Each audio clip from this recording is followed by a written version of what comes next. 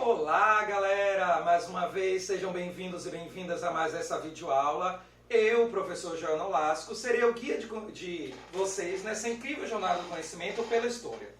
E hoje, nessa aula, nós daremos continuidade à análise da Idade Média. Na verdade, das estruturas feudais que compõem a Alta Idade Média. E como nós falamos na última aula sobre o que foi a Idade Média, seus conceitos e interpretações, o feudalismo e a própria estrutura de produção, hoje nós iremos trabalhar com a organização política e social dessa Idade Média, para no nosso próximo encontro nós adentrarmos à fase final da Idade Média, que é a Baixa Idade Média. O sistema feudal, galerinha, quanto aos elementos políticos, era caracterizado por ter uma estrutura onde havia um rei, e portanto o reino, mas o rei era rei, mas não governava. O que significa que o sistema político da Idade Média, predominantemente, era um sistema político descentralizado a nível macro. Em compensação, se o rei era rei e não governava, o senhor feudal que exercia o poder nos feudos, nas micro-regiões, tinha um poder praticamente absoluto. E lá ele comandava o exército, organizava a sociedade, geria a economia e, sobretudo, administrava a política daquele feudo, tendo praticamente todos os poderes. É por isso que nós dizemos que, politicamente, a Idade Média ela é marcada por ser descentralizada a nível macro e ultracentralizada a nível micro. A exceção disso é o período da história da Idade Média em que a Idade Média teve como organização no centro da Europa o Império Franco-Carolígeno, que nesse caso se formou um grande reino centralizado, com poder praticamente absoluto na mão dos reis. Mas que foi dentro desse próprio Império Carolígeno que veio se montar a estrutura de divisão do poder entre os nobres, por meio dos marqueses, duques, condes, barões, que veio a consolidar o sistema descentralizado do feudalismo. Isso significa que as relações de poder dentro da Idade Média estão caracterizadas por não serem uma relação entre Estado e indivíduo, mas sim de indivíduo com indivíduo, seja ele senhor com servo, servo com servo ou senhor com senhor. Em outras palavras, o poder na Idade Média encontrava-se na mão do senhor feudal. E o rei era, no máximo, o suzerano entre os suzeranos. E exercia dois poderes dentro daquela sociedade feudal. O primeiro, quando houvesse uma guerra generalizada entre os nobres da sua nação, do seu território, do seu reino, com os de outro reino, ele virava o grande comandante dos exércitos.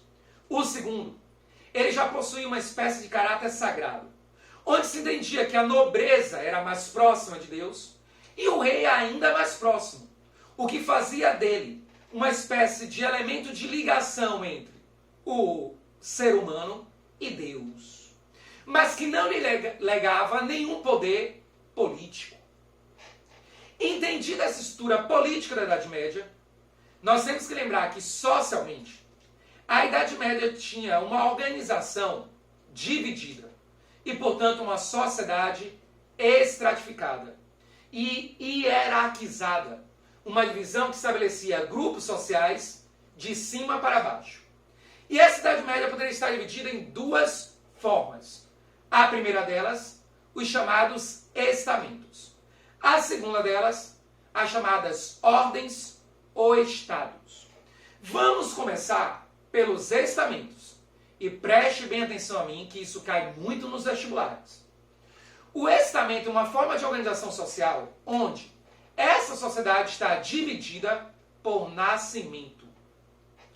Portanto, você nasce em um grupo social, você pertence àquele grupo social. E há pouca, quase nenhuma mobilidade.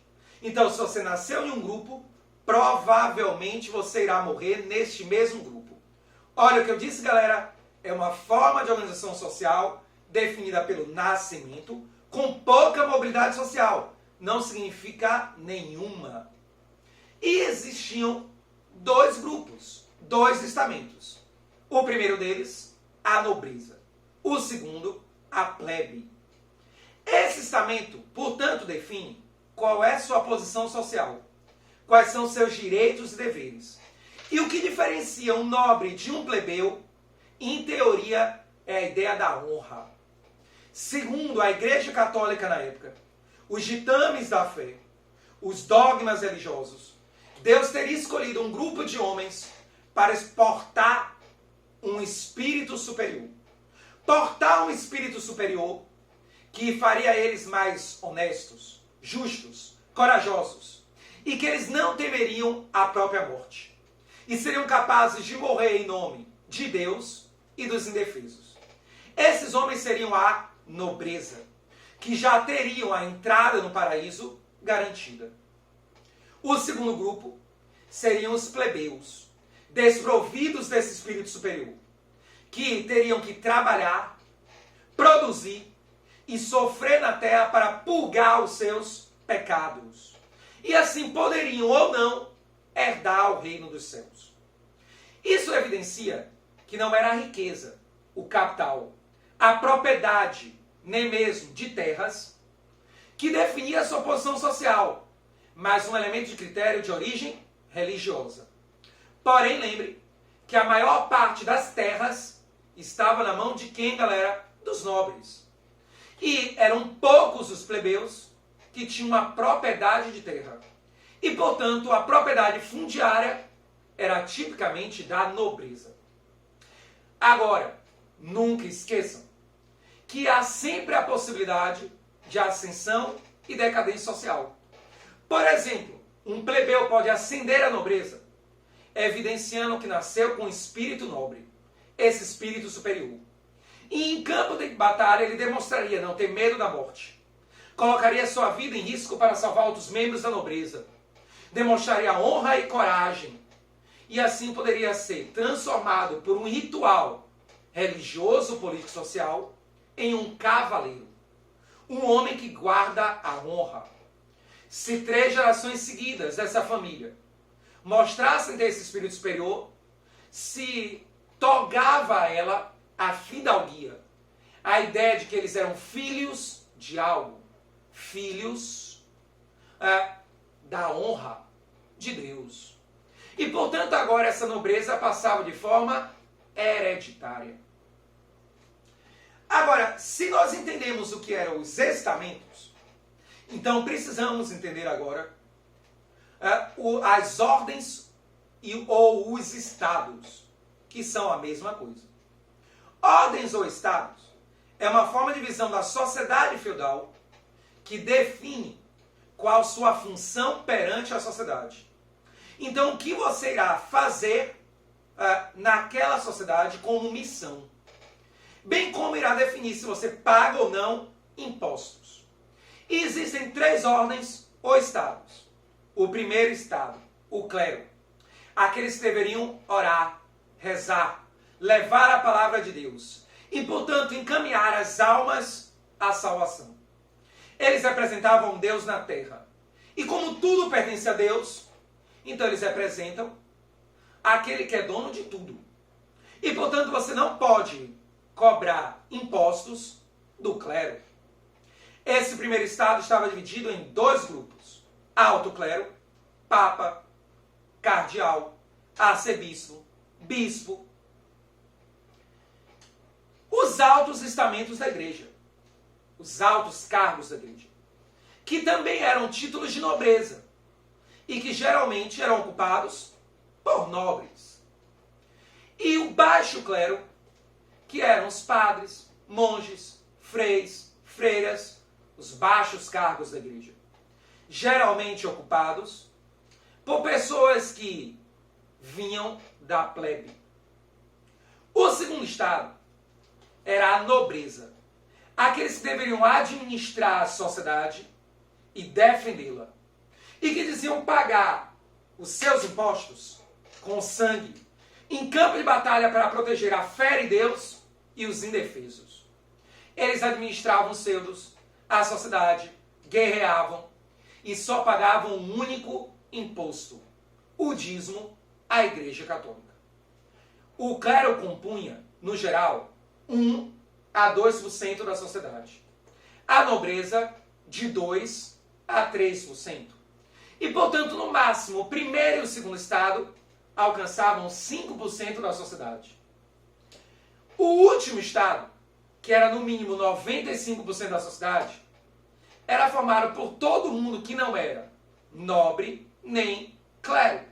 O resto, que poderia ser composto por servos da gleba, do feudo, vilões, homens livres, artesãos, comerciantes, ou donos da sua própria terra, camponeses livres no campo, pequenos burgueses, entre outros grupos, e que deveriam trabalhar, produzir riqueza e sustentar o primeiro e segundo estado, pagando todos os impostos, sem terem direitos políticos e, portanto, sendo os explorados daquela sociedade. Joel, então eu posso dizer que a plebe está no terceiro estado e a nobreza no primeiro? Não exatamente. Todo terceiro estado é sempre um plebeu. Porém, lembre que você pode ter plebeu também no primeiro estado, no baixo clero. E, portanto, nem todo plebeu é terceiro estado, mas todo terceiro estado é sempre plebe. Entendido isso, nós temos que entender, então, que essa sociedade feudal ela é marcada por ter duas formas de relação ou de relações sociais. A primeira delas, a vertical, a entre nobres e plebeus, superiores, inferiores em relação aos estamentos. A segunda delas, a horizontal, entre iguais. E essa horizontal poderia ser de dois tipos. O primeiro tipo, entre nobres, senhores e senhores. O segundo tipo, entre plebeus, ou seja, inferiores e inferiores. A relação entre nobres e nobres, horizontal, constitui uma relação de suzerania e vassalagem. Uma relação de mútua proteção, baseada na ideia de comitatus, na jura de eterna proteção mútua de um homem perante outro homem, de fidelidade, em que se estabelecia um nobre como suzerano, com alguns privilégios, em relação a outro nobre, que era um vassalo. Ambos deveriam lutar um pelo outro, proteger a vida de um do outro, e lhe prestar serviços. Mas o suzerano tinha vantagens, como, por exemplo, se ele fosse para a guerra, independente dele ter declarado a guerra ou ter sido atacado, o vassalo sempre tem que vir em sua proteção. Já o suzerano só é obrigado a ir em proteção do vassalo se ele for atacado. Se o vassalo atacar, ele vai se ele quiser. Se o suzerano for preso, o vassalo sempre tem que pagar pelo resgate. O suzerano ajuda a pagar o resgate do vassalo apenas se ele quiser. E esse suzerano geralmente era um nobre mais poderoso que lhe dava o vassalo títulos de nobreza e terras. E, portanto, praticava o patrocínio de togar uma nobreza a um ser humano e lhe dá o benefício de um lote de terras, geralmente de um feudo. Isso organizava a sociedade por uma organização social baseada na ideia de fidelidade, jura de eterna luta e fidelidade de um homem para o outro, homenagem, reconhecimento da nobreza e investidura, entrega de uma propriedade de terra de um homem para o outro. No final, nós percebemos então que o poder do rei era ser o suzerano entre os suzeranos, já que todos os outros nobres que estão dentro do seu reino são seu vassalo e sempre lhe devem fidelidade militar e também na hora de um resgate, sendo o primeiro dos suzeranos, mas não mais do que isso. Aqui, galerinha, nós entendemos como funcionava a estrutura política e social da Idade Média. E agora precisamos adentrar no chamada Baixa Idade Média, num período de apogeu e crise do feudalismo, que vai levar ao renascimento comercial e, portanto, à própria Idade Moderna, mas que nós iremos ver no nosso próximo encontro. Se vocês gostaram da aula e acharam que ela foi útil para você, dá um joinha aí embaixo, se inscreve no nosso canal. E até o nosso próximo encontro. Um beijo no coração de todos vocês. Fui, galera!